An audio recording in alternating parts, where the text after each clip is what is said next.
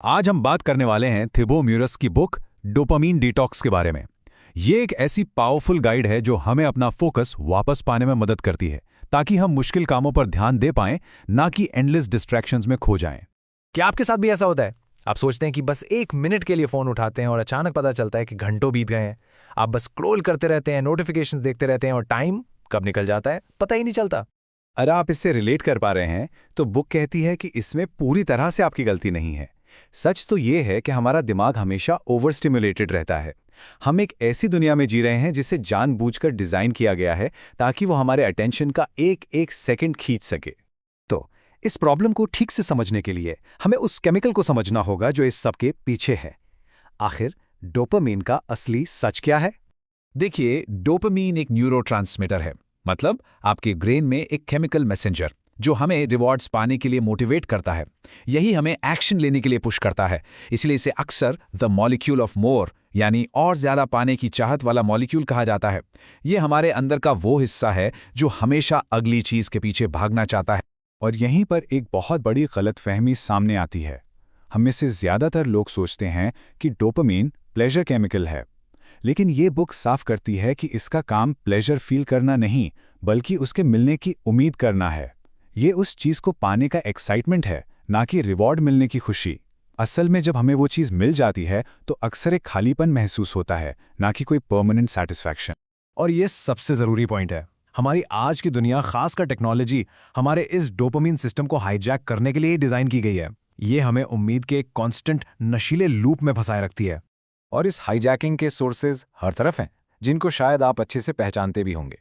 Social media के लगातार आने वाले नोटिफिकेशंस, वीडियो गेम का अगला लेवल, मीठा और फैटी खाना, ऑनलाइन शॉपिंग की फ्लैश सेल्स और कभी ना खत्म होने वाले ईमेल्स। ये सब हमारे ब्रेन को डोपामीन के छोटे छोटे कांस्टेंट हिट्स देते रहते हैं। जैसा कि ऑथर ने बहुत सिंपल शब्दों में कहा है, एक्साइटमेंट फुलफिलमेंट नहीं है।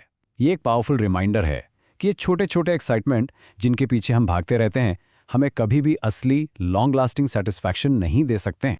तो है कांस्टेंट ओवर स्टिमुलेशन का सोल्यूशन क्या है? बुक का जवाब सरप्राइजिंगली सिंपल है, लेकिन आसान नहीं। डिटॉक्स। चलिए देखते हैं कि इसका आखिर मतलब क्या है। सबसे पहले ये समझना बहुत जरूरी है कि डोपामीन डिटॉक्स का मतलब डोपामीन को खत्म करना नहीं है। ये तो इम्पॉसिबल है और आप ऐसा करना भी नहीं चाहेंगे।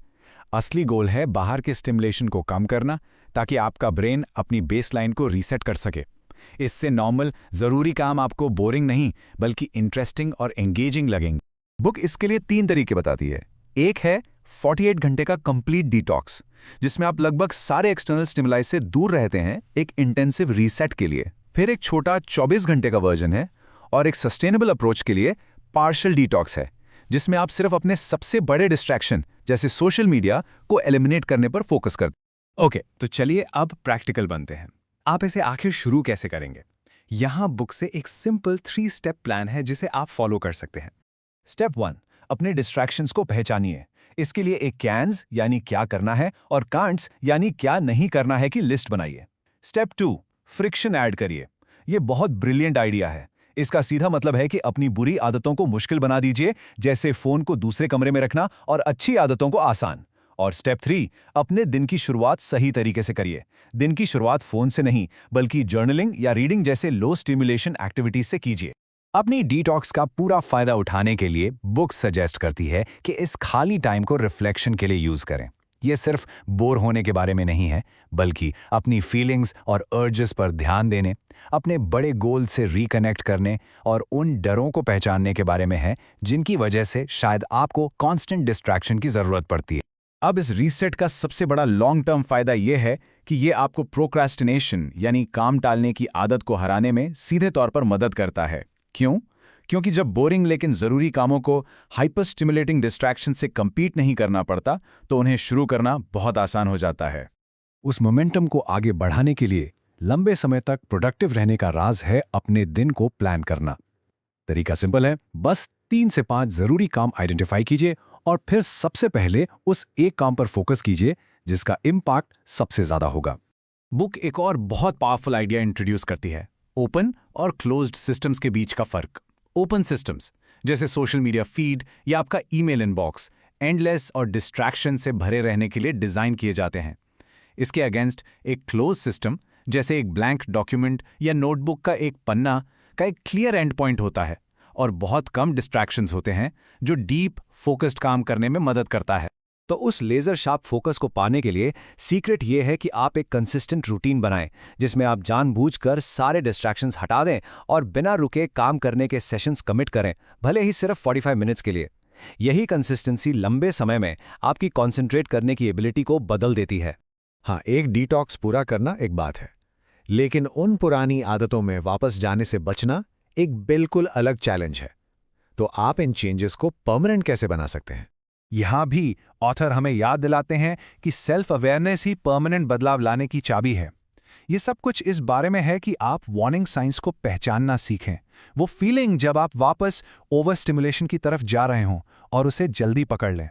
और अपनी प्रोग्रेस को बनाए रखने के लिए स्ट्रैटेजी कंसिस्टेंसी के बारे में है, परफेक्शन के बारे में नहीं। आपको एक्सेप्ट करना होगा कि रिलैप्स हो सकता है। ज़रूरी यह है कि आप बिना जज किए अपना रूटीन फिर से शुरू कर दें। इसके लिए अपने सबसे बड़े डिस्ट्रैक्शंस के लिए एक प्लान तैयार रखें, सिंपल आदतों का एक सस्टेनेबल सिस्टम बनाएं और ऐसी कामिंग एक्टिविटीज़ में लगें जो आपको प्रेजेंट मोमेंट में रखती हैं। तो आपके लिए आखिरी सवाल ये है, आज अभी अपना फोकस वापस पाने के लिए आपका सबसे पहला कदम क्या होगा? तो ये थी थिबो म्योरिस की बुक डोपामिन डिटॉक्स के मेन आइडियाज पर हमारी समरी। उम्मीद है इससे आपको अपना फोकस वापस पाने के लिए कुछ प्रैक्टिकल टूल्स मिले होंगे। और भी ऐसी बुक समरीज के लिए सब्सक्राइब करना ना भूलें। देखने के लिए शुक्रिया।